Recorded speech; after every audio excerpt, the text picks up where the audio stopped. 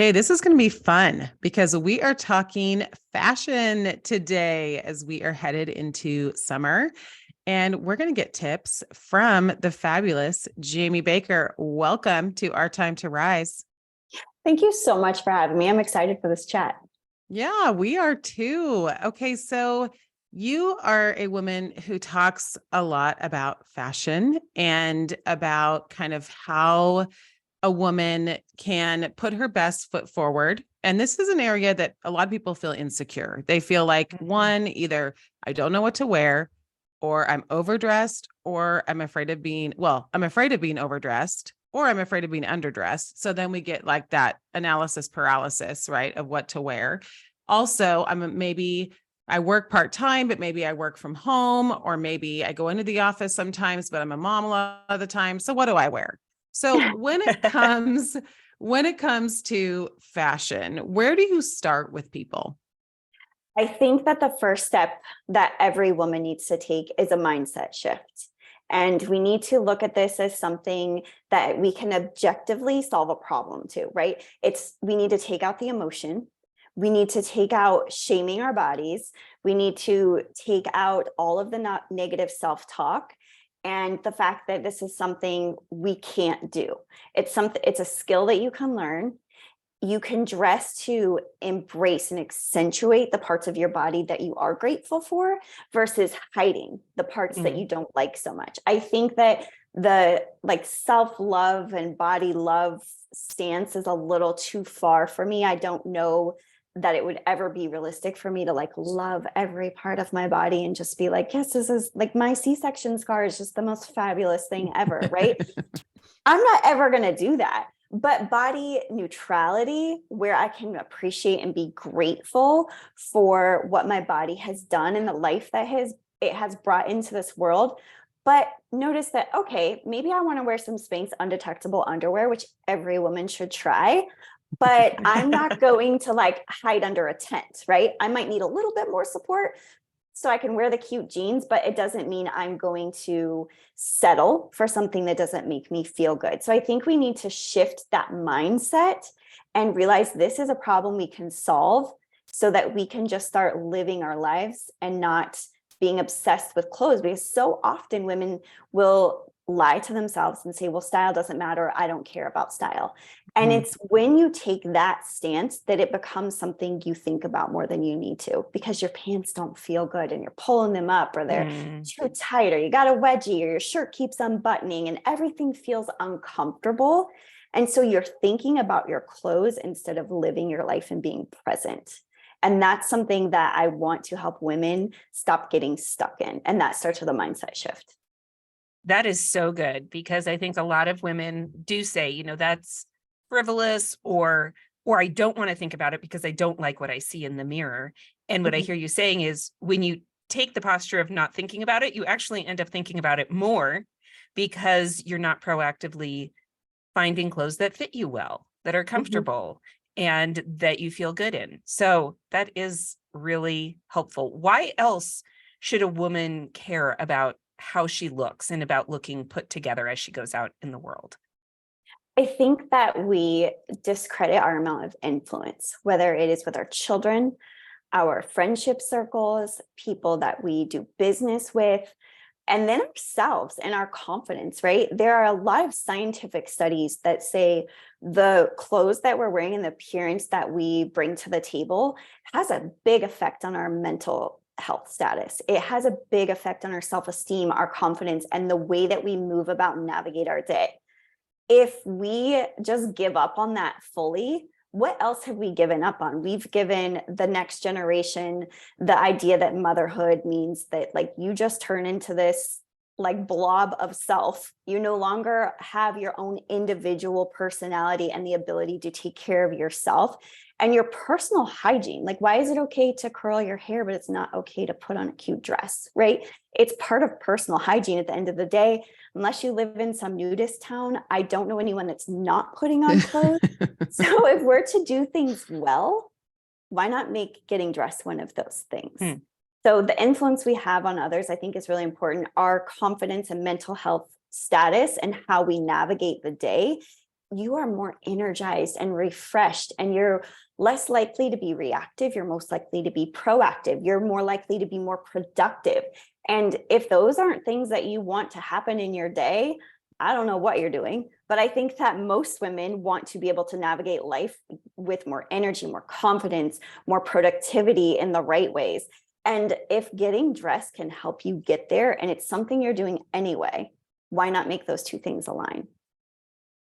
It's really good. I was thinking about a piece of advice a mom gave me when I became a mom, and I was transitioning to be a stay-at-home mom at that time.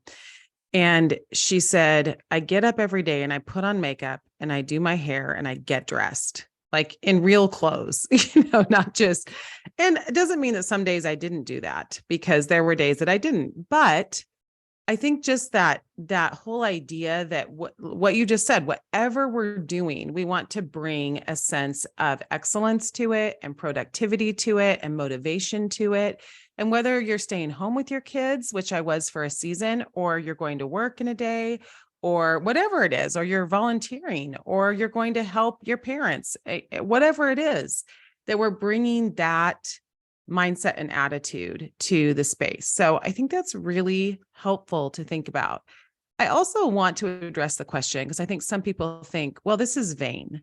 This is, especially I think as Christians, we tend to label things like fashion as, well, that's over there in that category, and maybe I shouldn't care so much about that. Can you address that? Yeah, I think that there are so many facets to that, and I'll touch on a few of them. One is that if you are in a relationship, if you're in a marriage, men are visual. And why is it okay to get dressed up and be cute and go on dates with our boyfriend, but that just stops because we got married? All of a sudden it's vain and sinful, and it's not productive, and it's just a waste of time.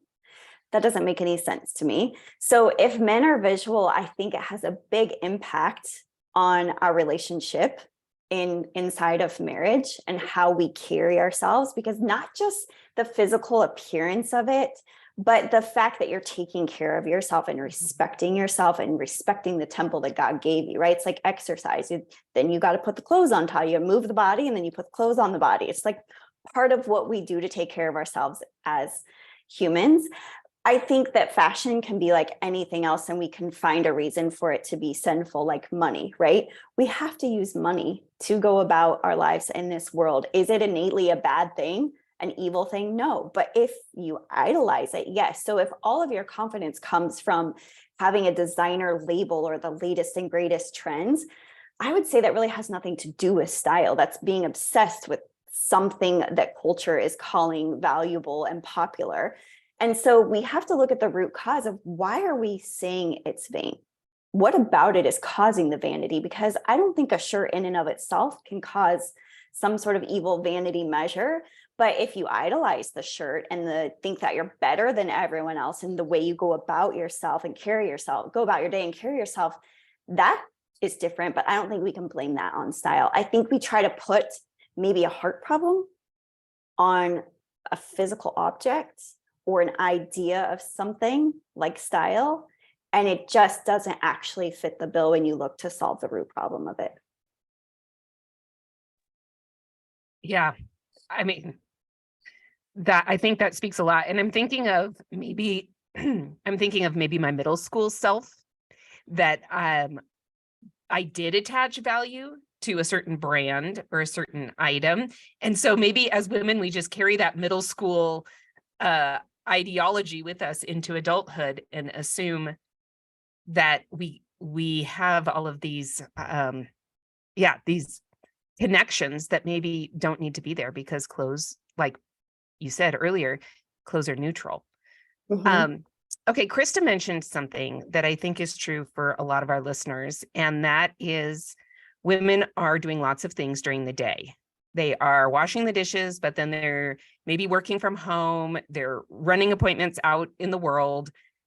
How do you put together a style that kind of works with all of those casual, practical needs, but feels kind of put together?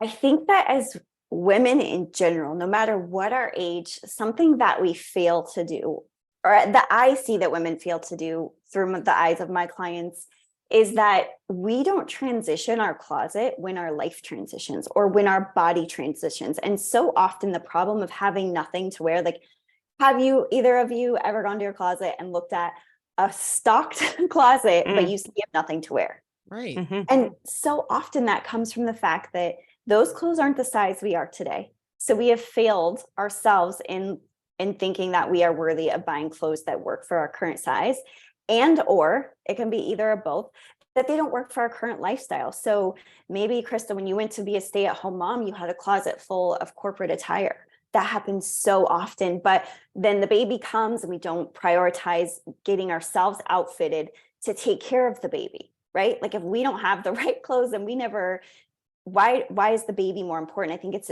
important to put equal value on the whole family. So often kids will go to church and every kid looks so cute and dad, easy peasy, right? But then mom's like, yeah, I just didn't have time for me today. Like, I think it's important to raise a family in the sense that everyone is equally important when it comes to those kinds of things, like getting dressed and taking care of yourself. And so when it comes to getting dressed as a busy woman, whether that looks like you're a stay-at-home mom, a work-from-home mom, a work in an office, your kids are grown and now life has changed and maybe you're volunteering and hanging out with friends and ladies who lunch, right? As your life transitions, you need to make sure that your closet fits your body size today and the lifestyle you have. So go through, every year at least, like, what am I doing in my day today? What do I do with most of my day? What outfits do I like to wear? And how can I make those two go together? So as a stay-at-home mom, I think that it's completely possible to find really cute t-shirts and jeans that are comfortable and stretchy, and you could get on the floor and play with kids, and you can do dishes. You can pop on your computer and do your work from home during nap time. Or if you are spending your time volunteering and you need something comfortable but fancy, you can do it. You just have to be really intentional about making sure that the clothes in your closet match the life and body you have today. Yeah. And that is the truth. We hang on to things because, right, we spent money on something. So this is where the weirdness comes in, because it's like, okay, we spent money on that and I was that size and I'm hoping that I'll be that size someday again. And I don't want to have to rebuy that item because I already spent money on that item. And so then we go in this whole cycle of talking ourselves into keeping all of these clothes that we're not wearing. And it's a thing. I mean, Jammie, that is a thing. And so, like, do you do the Marie Kondo and you just say, thank you, clothes, and you give them away? I mean, what do you do? I think that's like half weird and half cool concept. Like, I get it. Like, be grateful for things and how they served you and move on. I'm 100% on board with that. But at the same time, sometimes you have to keep things you don't love. Like, I don't necessarily love my bras and they don't bring me joy, but they make my boobs look better and my outfits look better, right? So not everything's going to bring you joy and not everything you want to say goodbye to gets to go. But I think that it's very important to realize that money isn't the only way we pay for things. And you may have spent money on an item and you should be able to say, yes, like, okay, thank you for the time that you gave me. I think it really helps to know you're giving it to someone or somewhere that knows someone, whether it's a charity or a person specifically, who can use it and needs it for this time in their life. So you can let go of the fact that you spent money on it because someone else is going to get to enjoy it. But if you keep that in your closet and you shame and guilt yourself for, you should be this size, and you shouldn't have wasted money on something you can't wear today. The money is gone. You're not getting it back. Clothes do not hold their value. And for us to keep that guilt and shame and let that keep up space in our head rent free, every single morning we go to get dressed, that's spending a lot more mental space on something that's worth nothing than the actual amount of dollars you spent on the clothing. So we have to decide, what's worth it? Shaming ourselves, starting our day with negative self-talk, telling our bodies they should be better than they are every single day, keeping something in our closet that reminds us of a time that we compare to being better than today in this current season that God has us in. There's so much of a mental and emotional load in our closets, and it's so much deeper than the $25 we spent on our shirt or the $100 we spent on a pair of jeans. And we need to be able to learn to release ourselves of that guilt so that we then can release the jeans. It's so much less about the money and so much more about holding ourselves to an unrealistic standard. Mhm. I'm almost thinking that, because I just went through a big closet purge in the last couple of weeks, that there were some things that reminded me of a certain time. Like I bought this for this event, or because I was going and speaking at this spot. And so we have this emotional connection too. Or my kids were these ages and I wore this a lot when I would take them this place. You know, it's been 3 years since I've put it on. It's time for me to say goodbye. But I recognized that there was an emotional connection to it as well. And so sometimes it's not so much about shaming as it is just acknowledging this is a new season for me. Trends change, my life has changed. And it's kind of that acceptance of, and we're moving on. It is. And something that can help with that when you have an emotional connection and it's more of a happy one and not the shaming kind, then I think that finding a picture of yourself, say it's a dress, and framing that and keeping that memory and making it into something that you can share and releasing it. Because if you have anything in your closet that doesn't fit you today or work for your lifestyle today, then it's just adding time and mental load onto you every single day. And sometimes but the good memories are ones that you should keep, not in front of you every single day. I don't think like while you're getting dressed, it's still a no, even though it's an enjoyable memory. I think that a photo really, really helps, like making sure like, oh, let me go find a photo of me wearing that. And then I can frame it and put it in my house and create the memory that way. So finding solutions, or if it's something that your grandmother gave you and she passed away and you're not actually going to wear it, can you make it into something? Or if you don't want to get rid of it, store it away, just not in your everyday section of your closet that you're seeing and passing through and spending time on every single day. I just really like that idea that there's a cost, that it's not just a money cost. There are other kinds of costs to consider. And I think that is really helpful as we're thinking about it. I mean, it's time, it's organization, it's the cost of having too much stuff that creates so much chaos. It's just all of that is wrapped in there. So good, Jammie. All right. I do want to transition to some practicals and to get to like this whole idea of how do we still be stylish as we age and maybe go into midlife with changing bodies, possibly, and yet not look like we're trying too hard, because that doesn't feel good either, that we're just trying to stay on top of all the trends. So what does that look like? I think there's a few things that we can do to kind of put some guardrails up, right? The world is so full of noise, and trends are a marketer's dream, and it's to make more money. They come out with a new variation of something so that they can get more of your money. And it makes you, that's where we go back to that putting confidence in an item or a brand or a trend versus who you are and just wearing a shirt.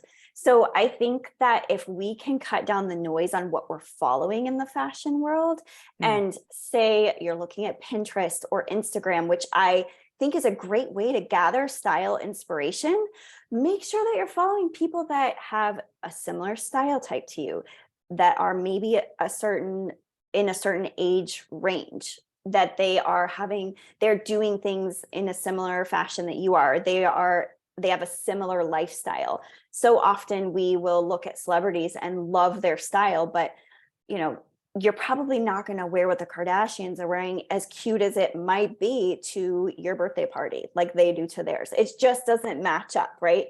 Not that that's the best analogy, but that's what came to my mind first.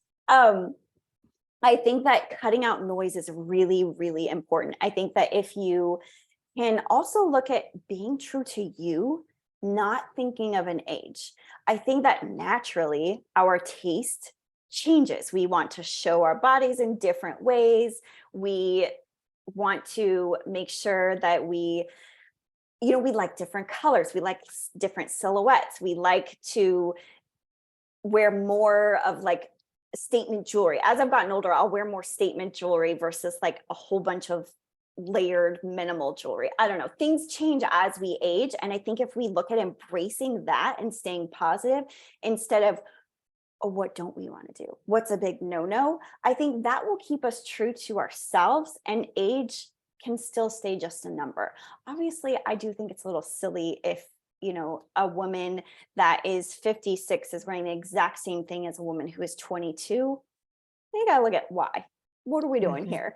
But if we stay true to who we are and what we're doing with our life, and looking at inspiration that is similar to who we are, so that can also be realistic in application, then that's very practical, and it keeps the noise out. Because there's a lot of noise when it comes to style. So how do you, like when you're working with your clients, and obviously you can't just give blanket, like these are great brands or these are great style fits for this age group, because every body is different. So you have to approach it that way. But maybe what are some things that most clients can benefit from? What knowledge is helpful when they're trying to kind of reinvent their style a little bit in a new phase of life?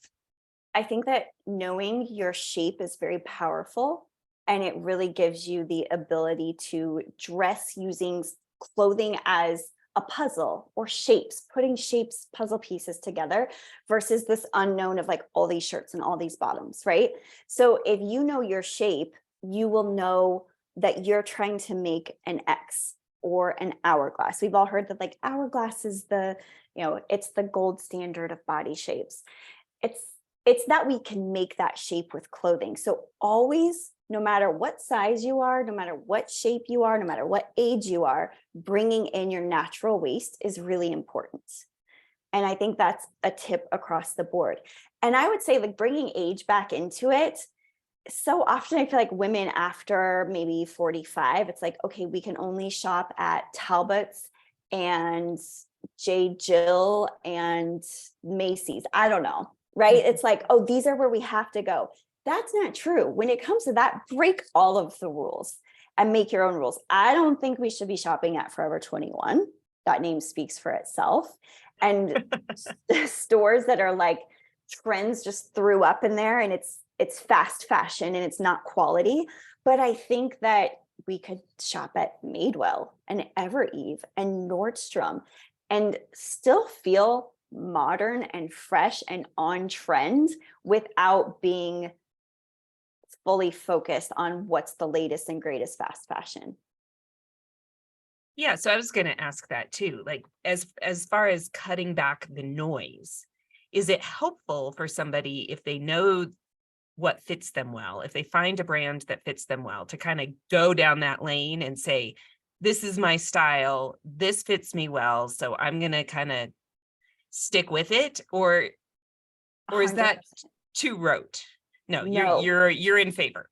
I'm so in favor of that, because simplifying our life, style doesn't need to be something. I don't want you to look at style as much as I do. I do it because it's my job and I'm helping women. But in my day-to-day life, when I apply style to myself, I know these are the brands I go for. These are the retailers that I look at. Then you get to know your sizes in those brands and those retailers. I have a house buying on my mind, realtors. Sorry. And it really simplifies the process. So say you really love Madewell and you've got a little bit of boho, simple, minimalistic style, and that works for you. And when you want to refresh your wardrobe, you can go to Madewell and ask the girl that's working there, like, what's the newest cut of jeans? Can I try them? what's the trend in shirts right now that you guys are carrying? And it's going to work for you. And instead of thinking like I'm putting myself in a box and I'm not trying anything new, and maybe there's something bigger, and there's always something bigger and better and greater out there, right? But if we cut out the noise and stick to what we love, that style is going to make us feel really good. It's going to be a good quality. We know it's going to fit. And if it doesn't fit, you don't have style. It has to fit well, or else it just doesn't work.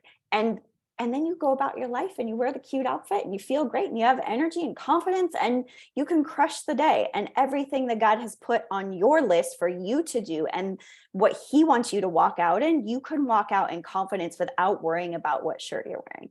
You know it's fine when you put it on in the morning, and then when you take it off at night, it doesn't matter. So I'm just curious, what are those brands that you go back to again and again? The brands that I love are typically held at retailers like Nordstrom, Anthropologie, Evereve.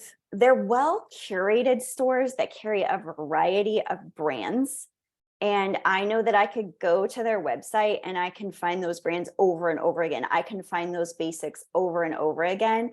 I can find a pop of trend, which I usually look for in an accessory, right? So especially as I get older, I think I'd rather have a statement earring, or I will sometimes, this shirt's from Target and it's got these big like puff sleeves. It was $15. I'm not going to go make an investment on a trend that I'm going to wear here and there. So just knowing kind of my lane, like these are the basics. I can go to Nordstrom and I can buy all the basics I need in the brands that I love year after year after year. I can get a really fun shoe and a cute accessory because I know they're carrying the trends without going overboard. But then I can also pop into Target and buy a $15 shirt because I know I have a really great pair of jeans to put with that and a really fun pair of earrings. Or summer sandals I love getting from Target. There's no need to go spend $150 on a pair of sandals you wear for like 2 months out of the year when you could get them for $20 at Target. It works. And then next year, when a new trend of sandal comes out, it's $20 versus $150, and you're making a smart choice. Okay, that's the other thing.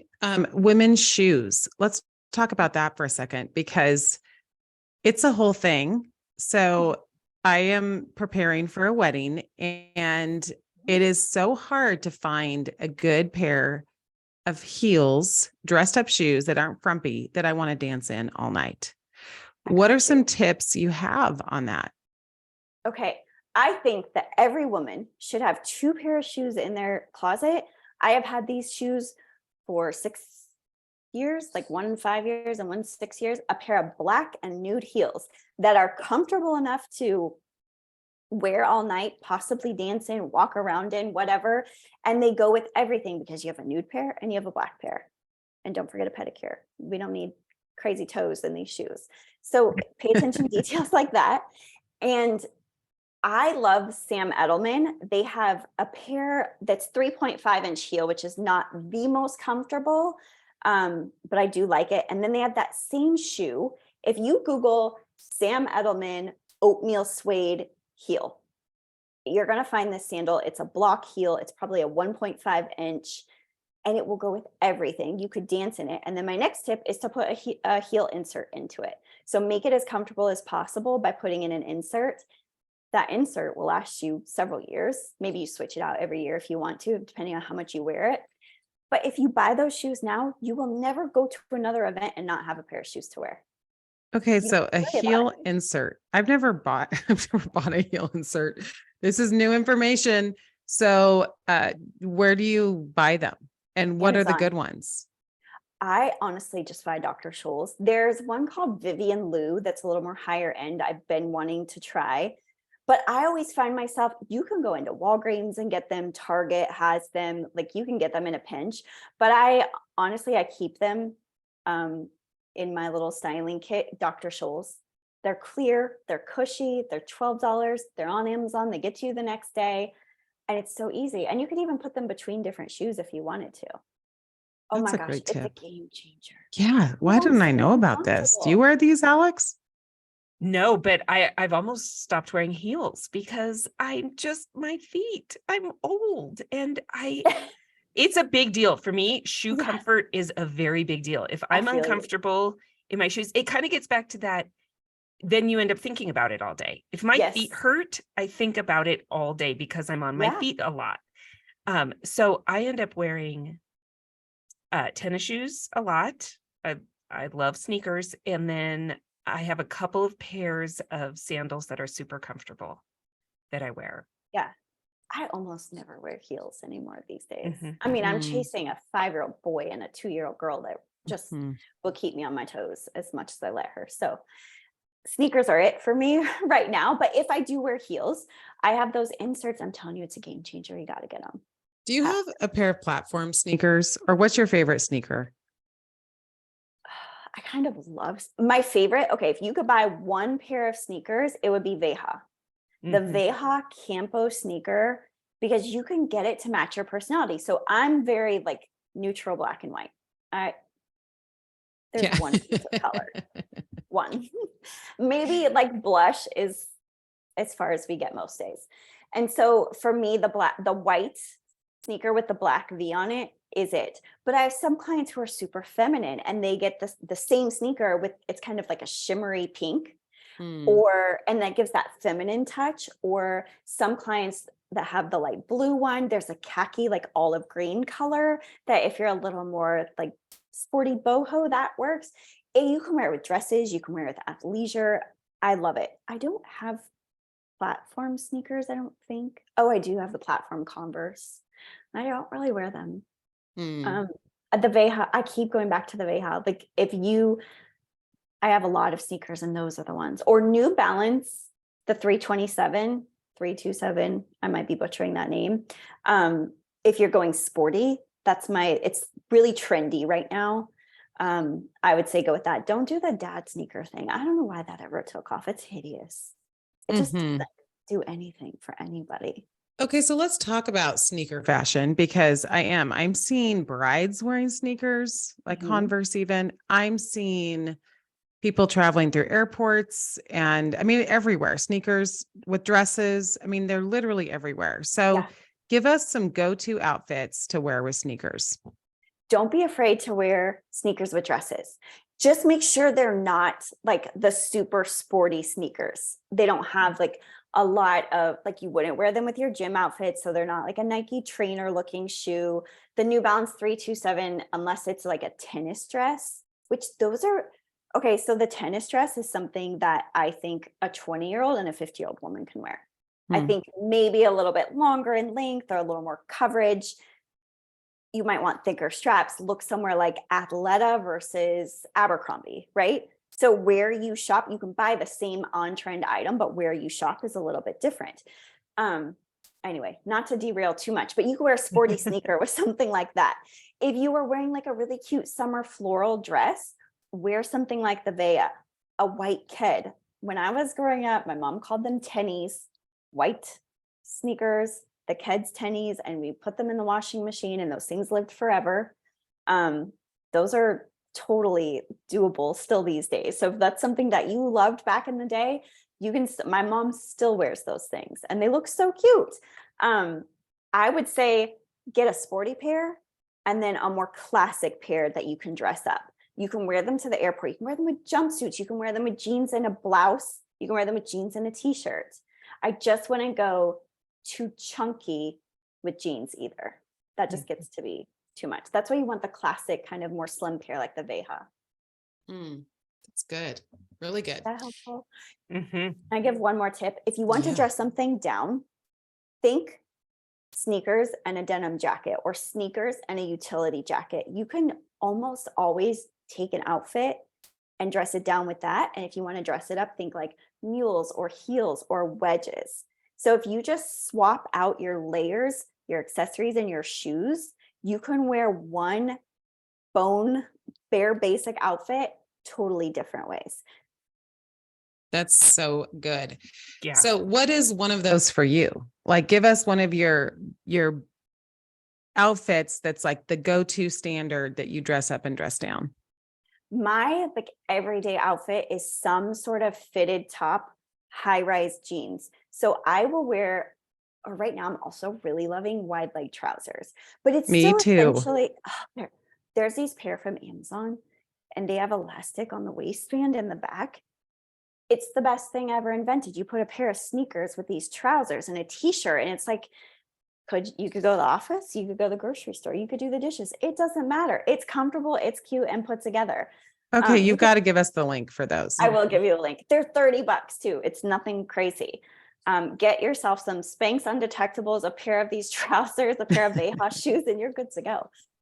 So some sort of either trouser, high-rise trouser that's wide leg, or high-rise straight leg jeans with some sort of fitted top, whether the top has blousey sleeves or it's a tank top bodysuit, something that's like fitted in the base.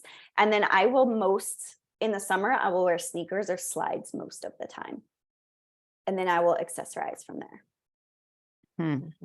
I so love those it. bones, like tonight I'll be going to happy hour with friends, and I will probably swap out of sneakers from when I'm going to pick up my kids from school, and I'll put on a wedge. I'll keep the same bones of my outfit. I'm not going to change. Who has time for that? That's so helpful.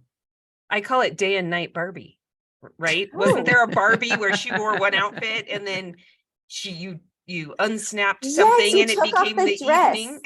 Yes, like the bottom, or maybe it was pants. I don't know. I do remember that now. So I was never into Barbie, but my sister had that. Yes.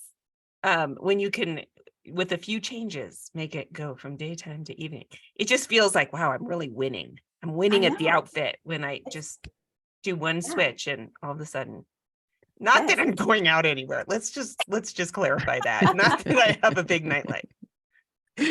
I also want to give a shout out to dresses, because like everyone always tells me, you're so dressed up, and I'm not. I'm just wearing a dress, and it's seriously the most comfortable thing in my closet. I mean, wearing just flowy dresses is so comfortable, and it really does, like, you can dress it up or down according to your accessories or your shoes, or even the jacket that you put over it. Yeah.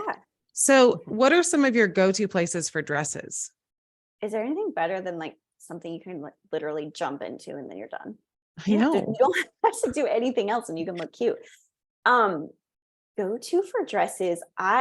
I mean, I will always, so I started my career as a stylist at Nordstrom. And so I have a heart for Nordstrom, because you can find like grandma and elementary school granddaughter could go into the same store and leave with something great. It's true. That's what I love about it. So Nordstrom is like my go-to, because you can also filter. Like you can filter, I'm looking for a dress in a woman's size, not a girl size, and I want it to be floral with short sleeves or sleeveless. I want it to be A-line. You can do all the things on Nordstrom. I also love Evereve. I think that it's really great.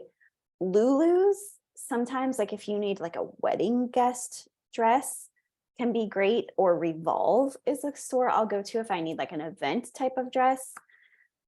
But generally, I think Nordstrom, like right now, they have this really great black maxi dress that I think any age woman can wear. And it's like $40, maybe $35. Okay, we need that too. We need to send us all these links. Because if you have the basics, you have outfits. Let me write this down. That's right. I mean, so true. The other brand I found recently, as I've been looking for wedding attire, is Tuckernuck.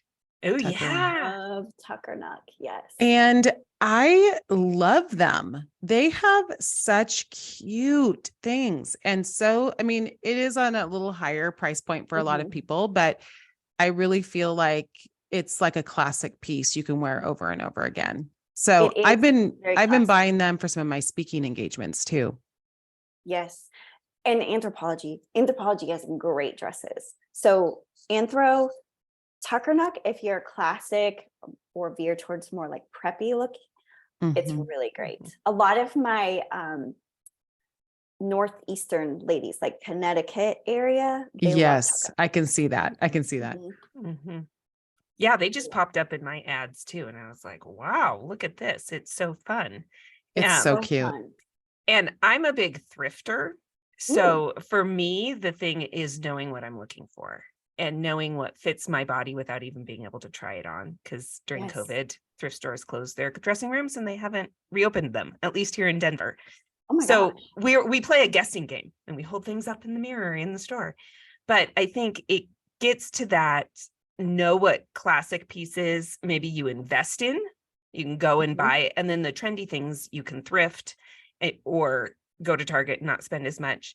But I think also knowing just what brands fit me and how they fit me, then when I'm out and about and I can't try things on, which is true when you're shopping online too, if you can't try Yeah, it on, then it's helpful. it really is. I think if we allow ourselves to have that knowledge, we save time, we save money. Knowing what works for your body is the first thing you need to be able to do. A lot of women think that shopping is going to solve their style problem. It absolutely is not.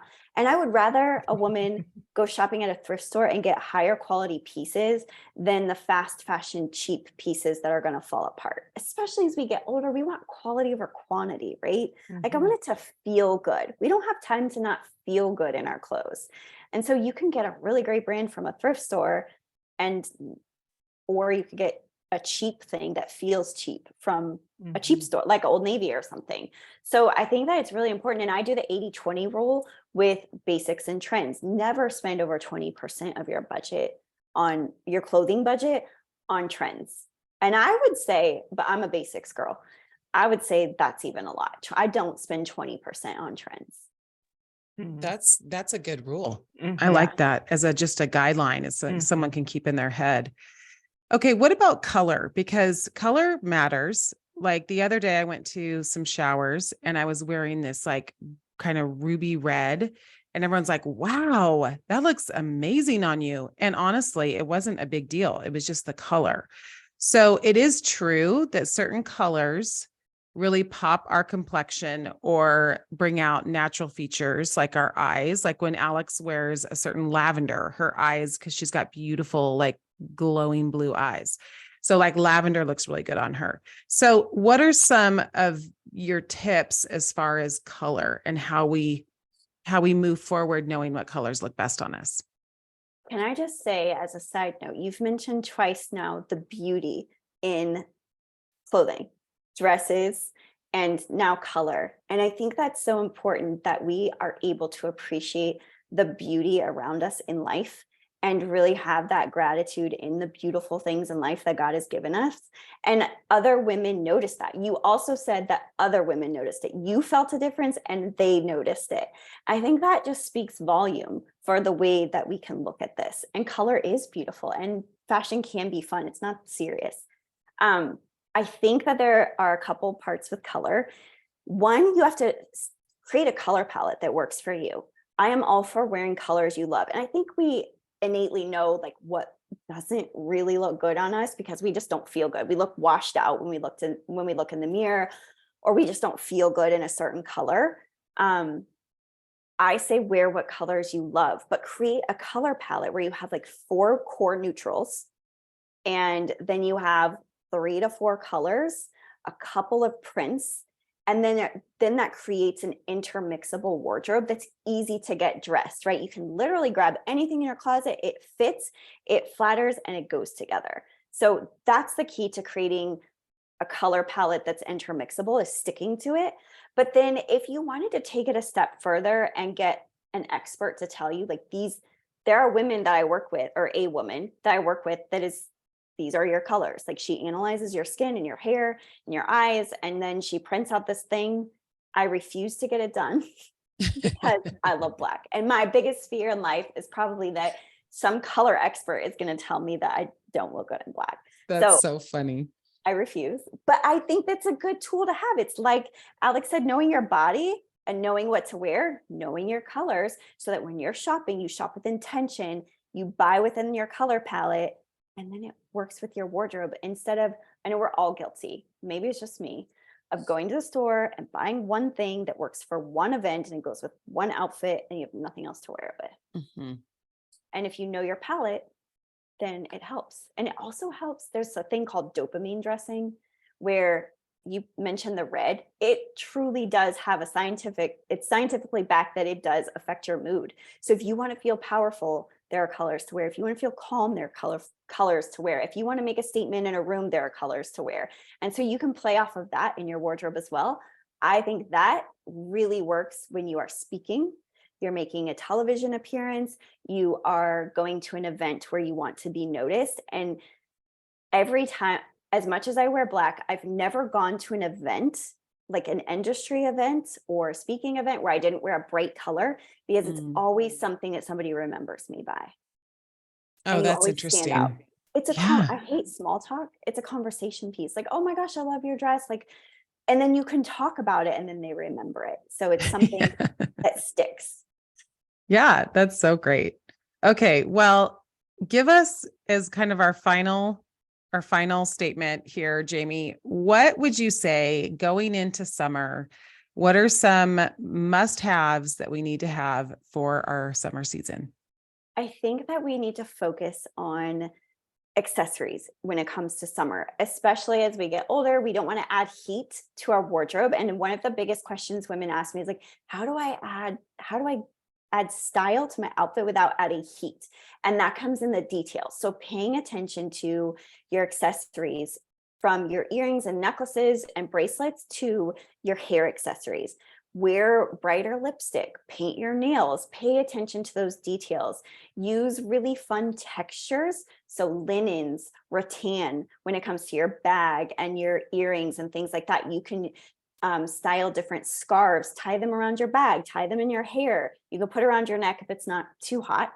You can peekaboo a little bralette out of your dress, or really fun details in your shoes. I think that summer is also a really good time to play with color. So if you are someone who wants to like dabble in the bright colors, but you don't usually, summer should be more about fun and playfulness in your wardrobe, and you can embrace that without spending a lot of money or time. It's great. Love it, Jammie. This has been so helpful. Okay, if people want to know more about you and to learn more about how they can just kind of up their game when it comes to fashion, where do they find you? Instagram is the best place to find me. It's at Jammie Baker _. It looks like Jammie, Jammie. I go by either. Thanks, Mom. Good. Okay. Thanks, Jammie. Happy summer. Thank you.